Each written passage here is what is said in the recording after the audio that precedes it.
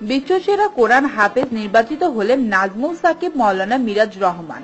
Saudi আরবের মক্কা নগরীর হারাম শরীফে অনুষ্ঠিত জাঁকজমকপূর্ণ এক আন্তর্জাতিক হিফজুল কোরআন প্রতিযোগিতা। সেই প্রতিযোগিতায় প্রথম হয়েছেন বাংলাদেশের ময়মনসিংহের স্বর্ণ সন্তান হাফেজ নাজমুল সাকিব। সারা বিশ্বের 70টি দেশ উক্ত প্রতিযোগিতায় অংশ নিয়েছিলেন। প্রতিযোগিতায় চ্যাম্পিয়ন হয়ে হাফেজ নাজমুল সাকিব কাবা শরীফের ইমাম আব্দুর রহমান আল সুদাইসের কাছ থেকে পুরস্কার স্বরূপ ৮০,০০০ সৌদি রিয়াল ও বিশেষ সম্মাননা পদক ও একটি সার্টিফিকেট গ্রহণ করেছেন।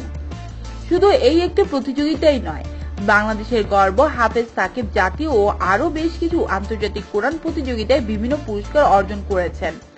বিশ্বসেরা হাফেজ কোরআনের তালিকায় যুক্ত এখন বাংলাদেশি হাফেজ নাজমুল সাকিবের নাম।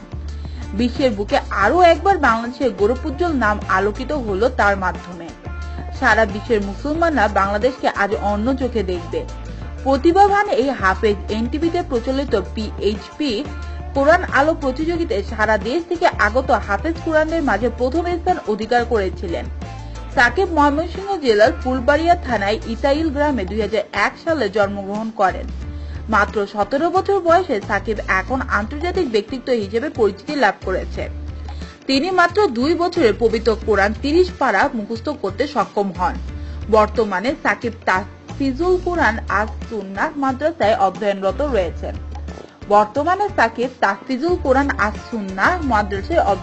রয়েছেন।